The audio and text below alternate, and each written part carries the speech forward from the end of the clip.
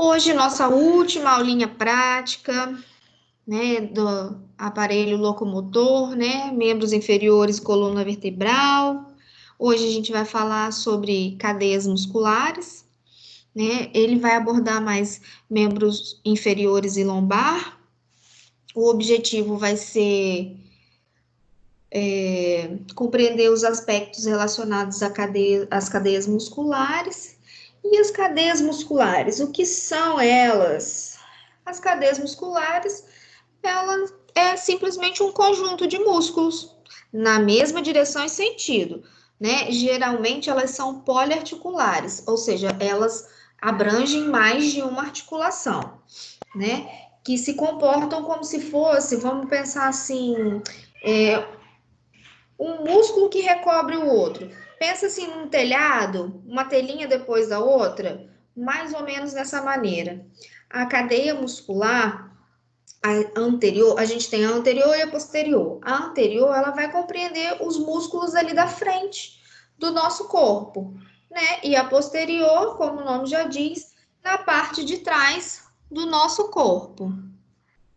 E elas estão ligadas pela fáscia, né? Quando as cadeias estão em desequilíbrio, ou seja, quando tem um lado mais alongado e o lado oposto mais encurtado, o que acontece? Gera dores, gera desarmonia postural, gera até patologias ou lesões, né?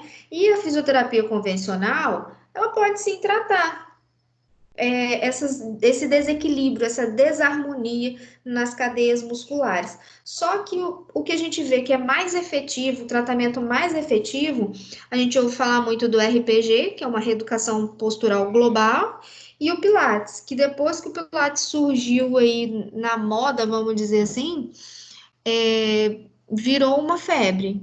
E é bem global mesmo, sabe? Abrange o corpo inteiro, mesmo que você tenha um problema específico, você vai tratar aquele problema, entretanto, é algo bem amplo. Ele trata o corpo como um todo, é bem bacana.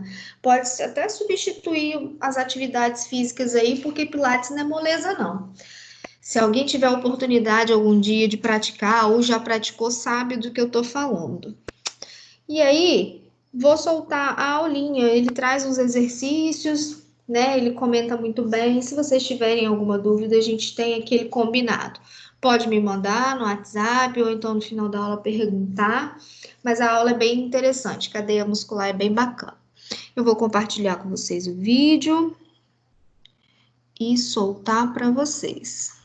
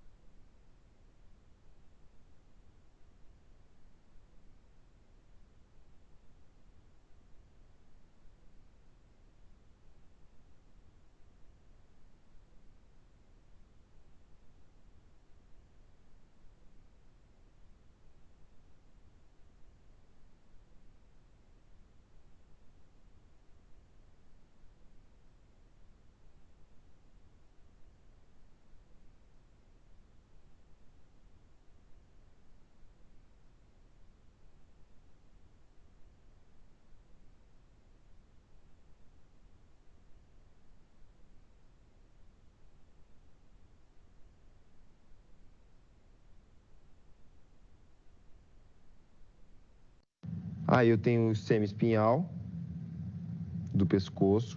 O semiespinhal do pescoço,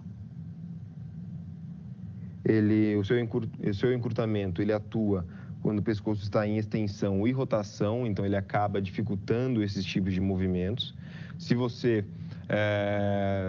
E isso tem relação até com o tipo de travesseiro que você usa. Se ele é muito alto, você pode sim ter um encurtamento nesse semi-espinhal. E olha só como ele é profundo, tá? A gente retira ele e são músculos muito pequenos, tá? Aqui o esplênico que eu falei para você, semi-espinhal de novo.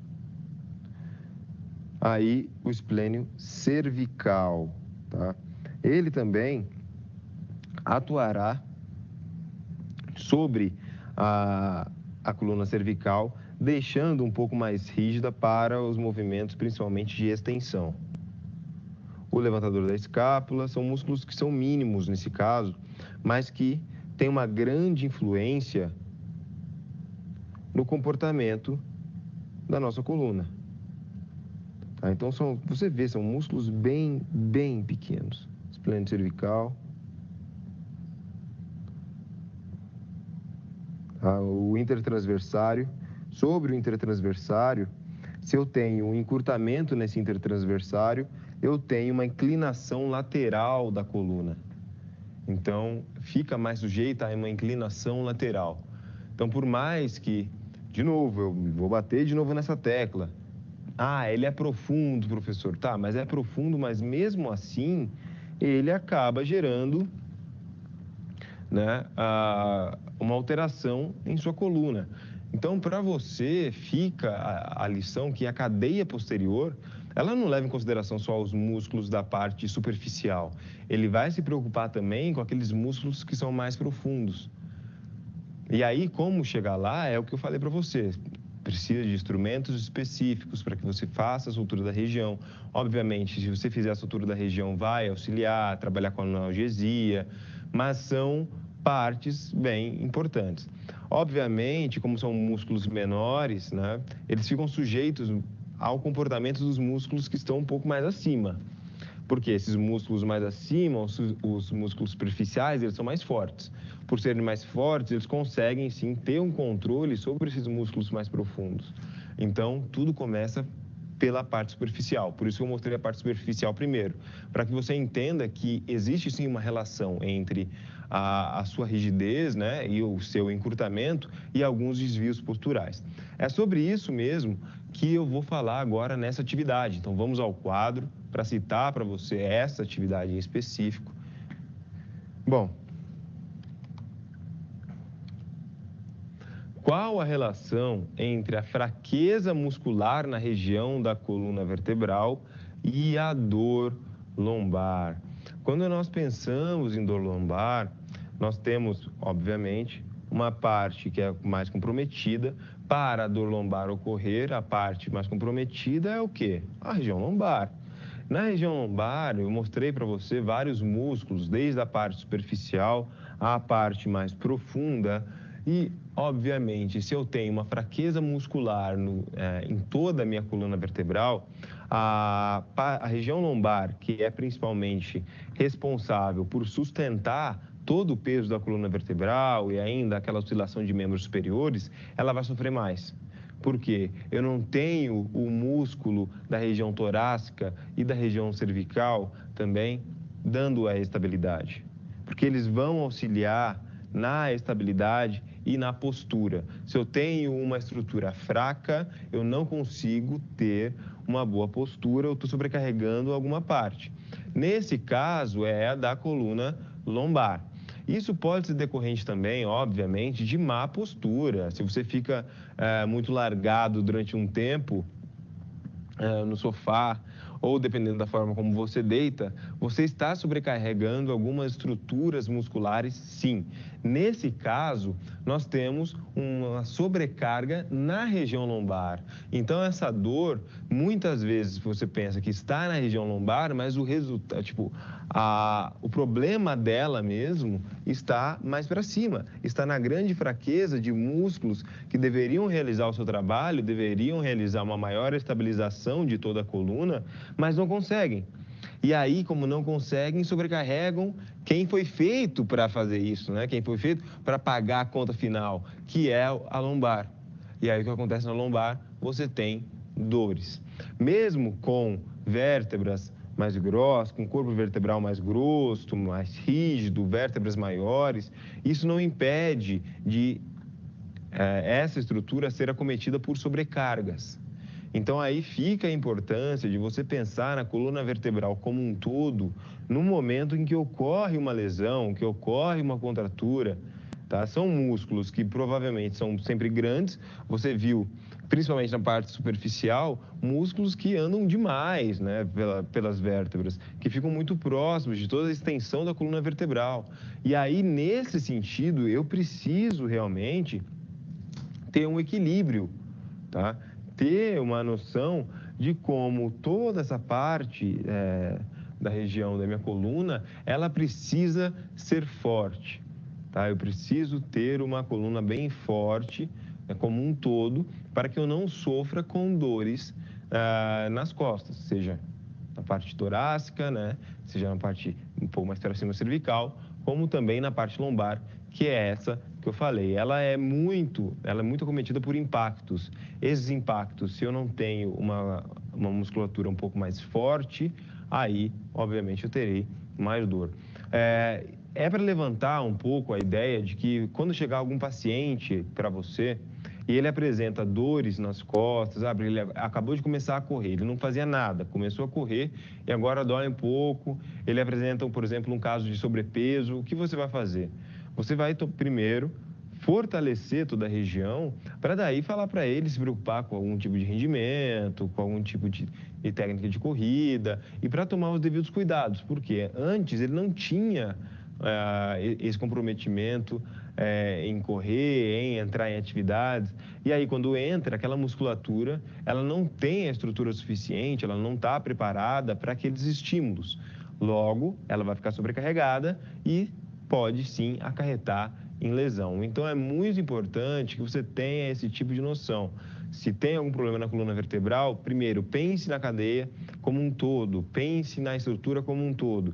Ah, não, a estrutura, as partes adjacentes estão ok, aí beleza, eu posso seguir, posso dar uma olhada em alguma parte mais específica. Mas justamente para você não corrigir uma parte que você acha que é específica, que é lá, mas o problema está um pouquinho mais para cima e só vai mudar de problema toda hora, né? Toda hora essa lesão pode voltar. Então, para a coluna vertebral fica muito claro isso. Mesmo com nomes diferentes, com estruturas diferentes, com vértebras que apresentam características diferentes, elas trabalham em conjunto. Se alguma parte não está certa, pode ter certeza que alguém vai pagar. O corpo, ele funciona meio assim, né? Quando você machuca, você manca de um lado, você acaba sobrecarregando muito o outro, tem que tomar cuidado para não machucar o outro depois que tudo fica bem.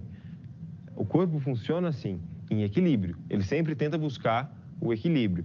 Se ele não encontra o equilíbrio da forma padrão, da forma correta, ele vai pender mais para um lado e esse lado ele será mais sobrecarregado. Então, nesse caso, sim, a fraqueza muscular tem uma grande relação com dores lombares, mesmo que essa fraqueza muscular seja presente na região torácica. Tá bom? Então, essa foi essa primeira atividade, lembrando que nós temos mais atividades. Vamos voltar ao quadro. Bom, eu falei para você da região da coluna vertebral, mas tem mais, meu amigo, tem mais, minha amiga. Tem o encurtamento de músculos da perna e da coxa. E aí, não sei se você já passou por isso, mas você já deve conhecer alguém que passou, que não fazia lá muita atividade e foi fazer. Foi correr ou foi jogar bola, aí tá lá, foi dar um pique na lateral para pegar a bola e coloca a mão na coxa, começa a mancar, sente aquela sensação, né, do soquinho, como se alguma coisa tivesse arrebentado. Enfim, é uma lesão, provavelmente em músculo posterior da coxa, mas será que essa lesão em músculo posterior da coxa realmente é só problema da coxa? Bom, vamos dar uma olhada, vamos ao quadro, porque a gente vai compreender os músculos que nós temos na cadeia muscular posterior, levando em consideração o encurtamento de músculos da perna e da coxa, tá? Então, eu tenho, né, partindo aí de músculos da perna, o gastrocnêmio, o sóleum, poplíteo, aí eu passo para coxa já semitendíneo, semembranoso, bíceps femoral e aqui quadril, aí eu tenho o glúteo máximo, tá bom? Então, o glúteo máximo, ele é o estrangeiro aí que está realmente, que não faz parte dessa sensação tanto da perna como da coxa. Mas vamos lá. Partindo desse tipo de conhecimento, partindo disso, nós veremos o que os encurtamentos podem influenciar. Então, vamos lá na base óbvia. Eu vou descer um pouco mais agora, porque nós vamos falar principalmente em membros inferiores. Esta região está ótima. Vou começar falando do gastrocnêmio. O gastrocnêmio, você conhece, tá, as suas funções, principalmente ligadas à flexão plantar. Então, o gastrocnêmio, ele realiza, né, é o principal músculo atuante para a flexão plantar. Você já conhece sua origem, você já conhece a sua inserção. Agora, o que acontece quando o gastrocnêmio, ele está muito rígido, ele está encurtado? Bom, primeiro, você pode ter algumas dores que você já conhece mesmo, como a própria fasciite plantar. Você acaba gerando uma sobrecarga sobre a face plantar e uma restrição da dorsiflexão do tornozelo quando o joelho é estendido. Então, quando o gastrocnêmio ele está muito rígido, quando ele está encurtado, quando o gastrocnêmio ele é encurtado, ocorre a restrição da dorsiflexão do tornozelo quando o joelho é estendido, tá bom? Esse é o caso do gastrocnêmio encurtado. Ainda tem um problema em gastrocnêmio encurtado, por exemplo. Você que gosta de correr, ou você conhece alguém que gosta de correr, provavelmente já sofreu ou conhece alguém que já sofreu a dor na região da tíbia, tá? Aquela famosa, popular canelite. A quem nunca? Eu mesmo já tive várias canelites, assim, daquelas de querer ajoelhar, de dor, tá? Bom, brincadeiras à parte, a canelite, essa inflamação na região da tíbia, ela tem uma certa causa. E uma das causas é bem a parte do gastrocnêmio, onde está completamente rígido, onde ele fica encurtado e gera um grande desequilíbrio em relação ao tibial anterior.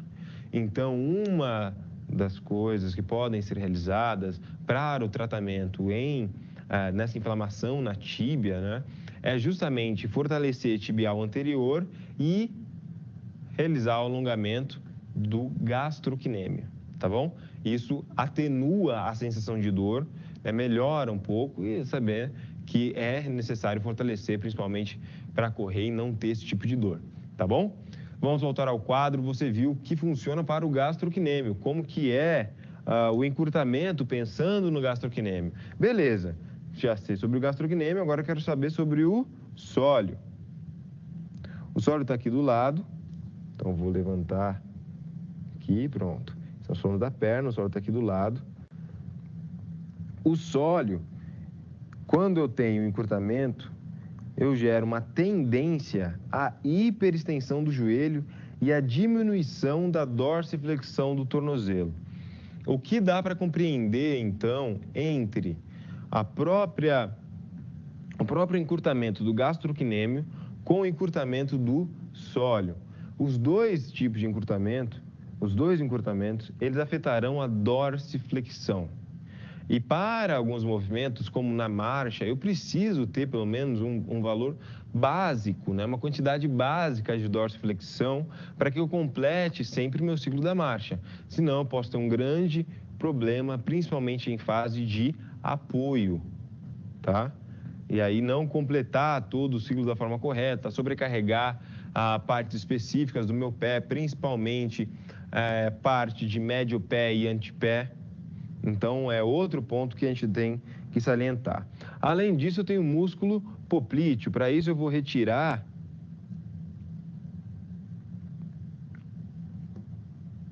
gastrocnêmio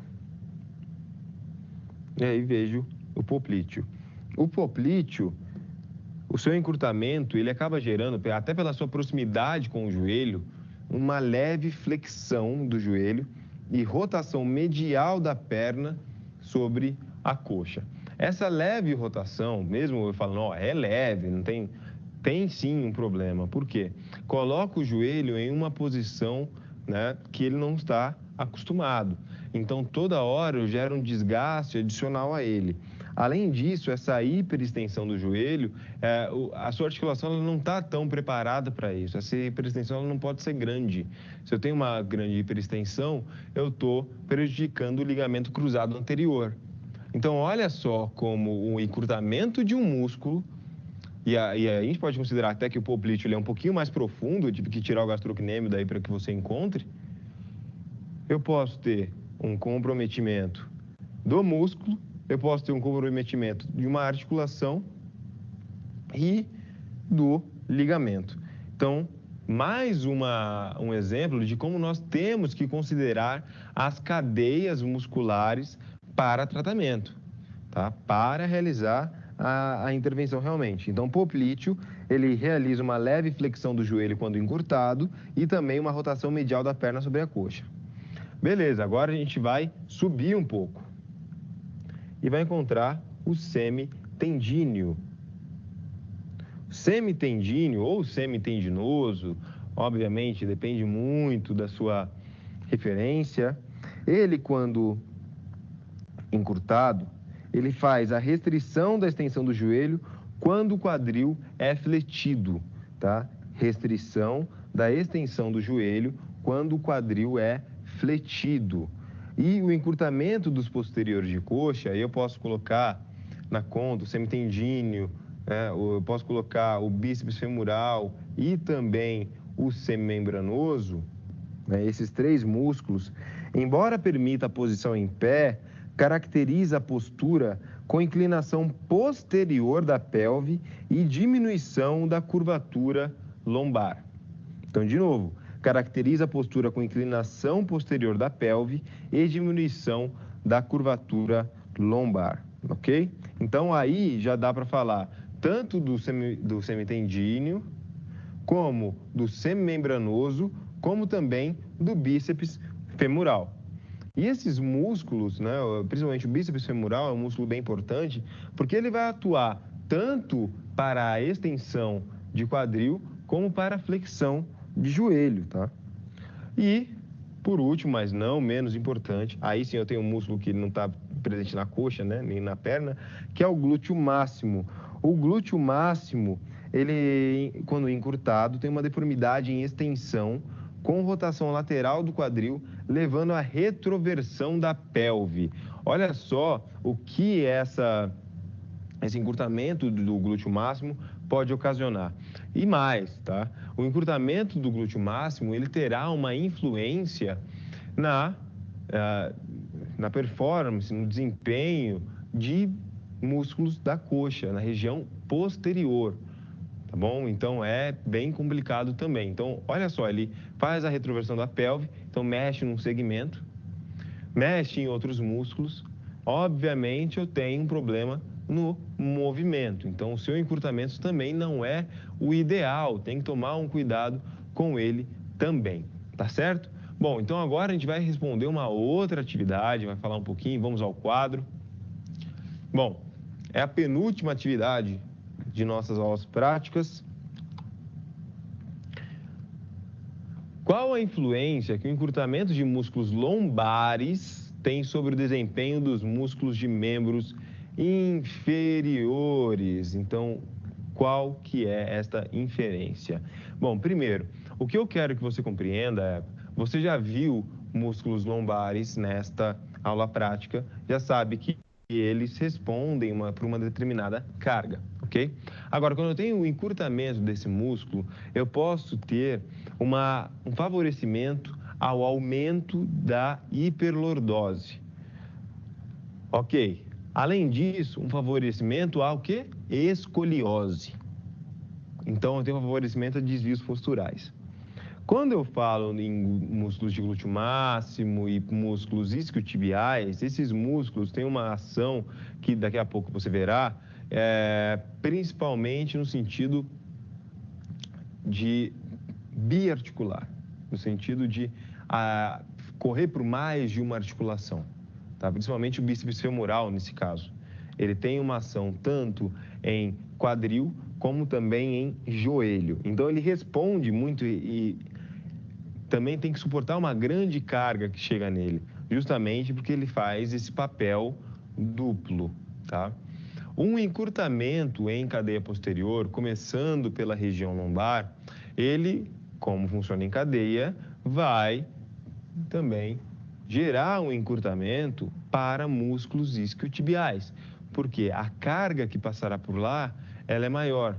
Se eu tenho um músculo que não faz o trabalho, lembro que eu falei, alguém vai pagar a conta, alguém vai precisar realizar um trabalho maior. E quem trabalha mais nesse caso é o próprio músculo da região posterior da coxa, tá? Então, o desempenho dos membros inferiores, ele está completamente ligado ao que você tem também na coluna, tá? Porque se eu penso em aspectos de locomoção, não me interessa só o quadril para baixo, mas os próprios movimentos da coluna. Existem até vários estudos que têm abordado sobre os movimentos da coluna, pensando em aspectos dinâmicos, porque é onde nós estamos mais passando o tempo e temos a influência de forças específicas. Então, é muito importante que você compreenda isso, que você saiba que a cadeia muscular posterior, ela atua muitas vezes como uma unidade. Se tem alguma coisa errada, está errado, e aí você precisa corrigir. Já existem vários relatos de lesão em bíceps femoral, mas que é proveniente principalmente em encurtamento de músculo lombar, da região lombar. Então, fica de olho, se um dia aparecer para você algum atleta ou também uma pessoa que não é atleta, né, que é um cidadão, um civil sem,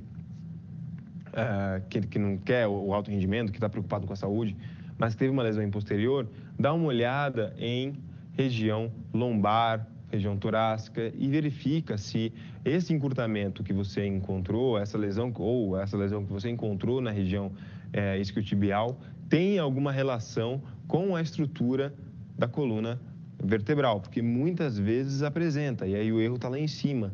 Então, você corrige o erro lá em cima para que esse músculo que está embaixo trabalhe menos. E aí tem vários tipos de técnica, né? Você vai encontrar vários tipos de revisão sistemática que vão abordar diferentes técnicas para proteger a cadeia muscular.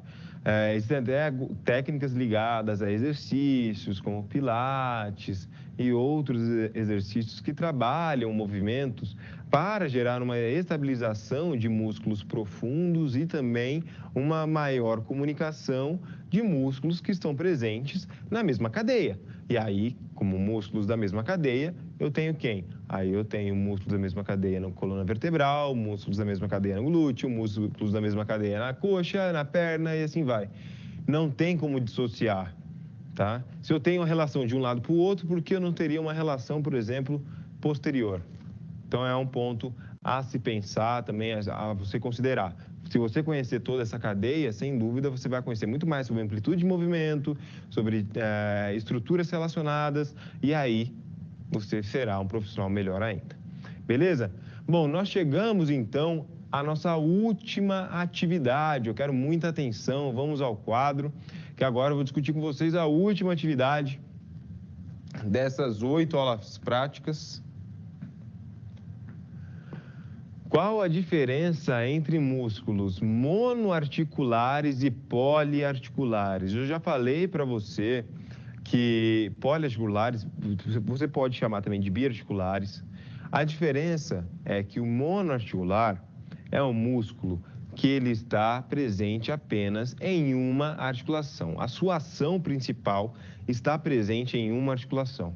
O poliarticular, ele é diferente. Por quê? Ele faz ação em duas articulações. E aí eu tenho várias diferenças aí. A gente vai dar uma olhada na base de Ovid para responder melhor isso, tá? Esses músculos biarticulares, eles têm uma grande influência, assim, de energia, de transmissão de força. Eles fazem um maior trabalho realmente, tá? Então, eu pego aqui o bíceps femoral. Se eu destacar o bíceps femoral, aparecerá aqui embaixo em ações musculares. Ah, não. Aí. Eu tenho a extensão de quadril. Então, a extensão de quadril, o bíceps femoral está trabalhando. Eu tenho rotação de quadril. E aí eu parto para uma outra articulação. Eu tenho quem na articulação?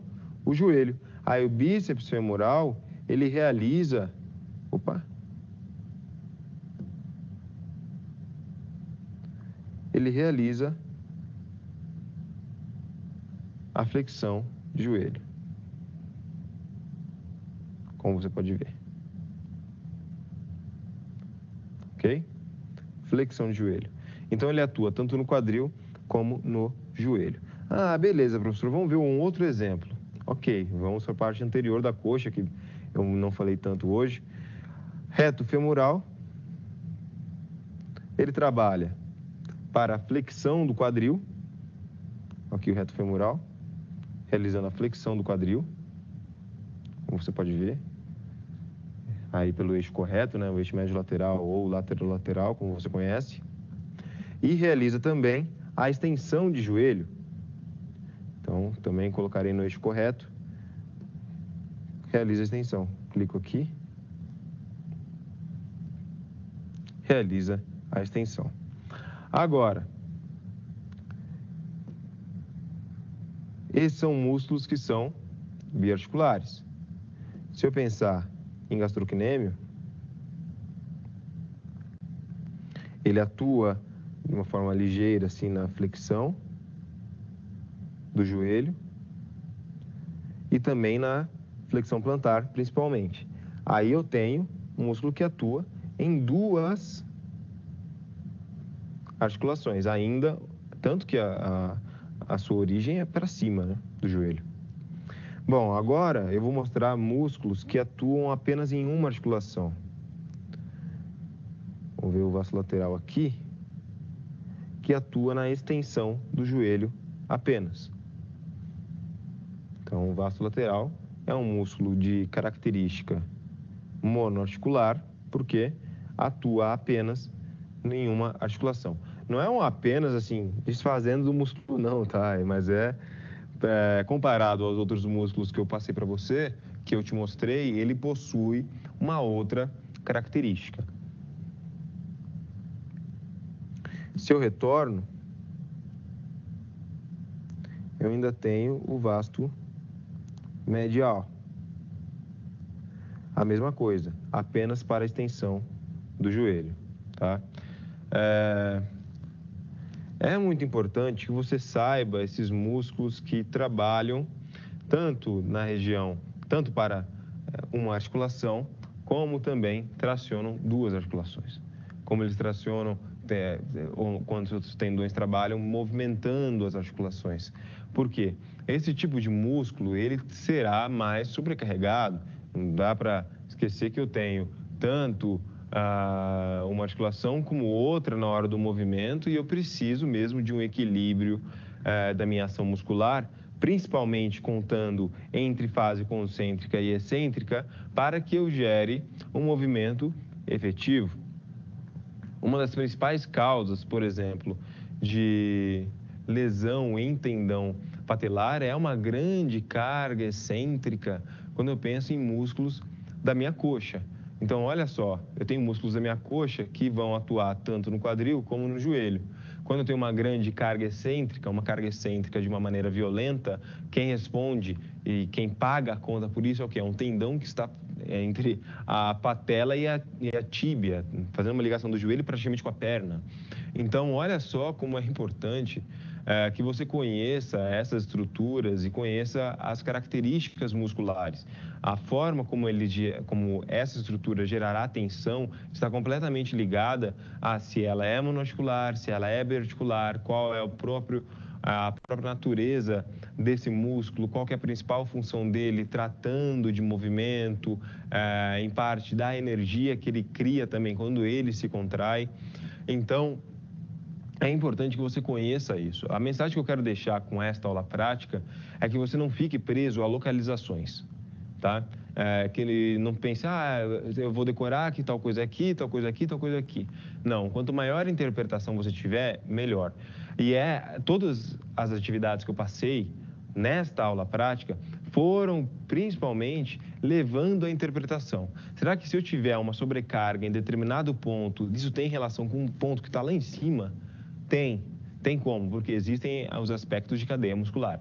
Então, é preciso pensar no corpo como um todo, para você realmente realizar o melhor tratamento, pensar nas mais diversas hipóteses. Aliás, você quer ser um ótimo profissional, tá? Conhecer as estruturas musculares é essencial. Saber como elas se comportam, saber sua origem e extensão, realmente ter todo o conhecimento sobre essa estrutura é fundamental. Sobre as articulações, conhecer os movimentos característicos já ajuda muito, porque aí você consegue verificar e realizar a correção em determinado movimento. Se chega algum paciente para você que apresenta algum tipo, né, alguma dor específica em algum tipo de articulação ou uma limitação funcional, você consegue verificar por meio dos movimentos específicos se aquela articulação está muito comprometida ou não. E se está comprometida, qual o movimento que está? E qual o músculo que gera tal movimento? Está vendo como não dá só para a gente pensar em um aspecto fixo? Não tem como. Não tem como ficar só no aspecto fixo nesse caso. Só em uma localização e pronto. Eu preciso realmente pensar em toda a estrutura que eu tenho à minha disposição. E essa aula prática foi para isso. Bom, você passou por estas 8 aulas práticas, então, eu falei para você desde o início sobre os aspectos relacionados aos membros inferiores e coluna vertebral. Comecei falando de coluna cervical, falei de coluna torácica, coluna lombar, a gente falou de coluna de parte sacral e parte coquígea, mesmo apresentando essas vértebras fundidas. Falei de articulação sacroiliaca, que tem uma grande função, que é transmitir o peso, né, para os membros inferiores. Você conheceu o quadril, sabe que agora que a articulação do quadril ela é esferoide, a gente não fala que a articulação é toda essa aqui, não, mas ela está localizada muito bem aqui do lado, onde meu fêmur a cabeça do fêmur encaixa com o acetábulo. Você conheceu o joelho, a maior articulação que existe no corpo, não é a mais móvel, mas é muito importante para a locomoção e suporta muito estresse. Você conheceu o complexo do tornozelo e pé, quando eu falei que o tornozelo e pé apresentam características específicas, né, e comuns entre eles, como a sustentação de peso, como a grande importância para a locomoção e a sua adaptabilidade em diferentes superfícies. E nesta aula prática você conheceu sobre as cadeias musculares. Eu espero que tenha sido uma ótima experiência para você, que você tenha compreendido até a importância da base Ovid, tenha gostado dos exemplos, que sejam cada vez mais próximos da sua aplicação prática. Sempre pense nisso. Eu quero agradecer muito a sua atenção e nos vemos em uma próxima. Tchau, tchau.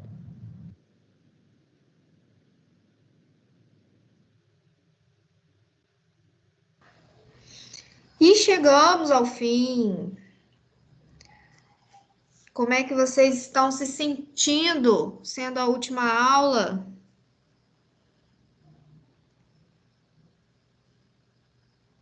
Oi, gente.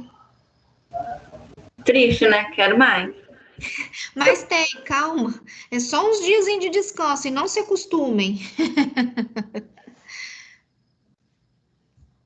Nem dá Então, para acostumar, porque a gente fica de férias, mas estuda, tem que ficar relembrando as coisas. e tá errado, gente? Não tá, tá certo. Mas pelo menos vocês não têm aquele compromisso, pelo menos por alguns diazinhos, igual a gente estava tendo nesse último mês aí, que foi bem pauleira, né? Mas é bom não deixar cair no esquecimento. Mantenha o forninho aí aquecido, que já estamos de volta, se Deus quiser. Essa, então, foi a nossa última aula. E vocês vão ter uns diazinhos, eu ainda não sei quantos, mas quando eu souber, eu falo direitinho para vocês. Tá bom? Descansem, mas não muito. Tá bom. Um beijinho para vocês, fiquem com Deus e bom Beijo. descanso. Qualquer coisa, gente, eu tô no WhatsApp, tá? Tá bom. Um Tchau. Tá bom. Beijo. Beijo para todas. Tchau, tchau.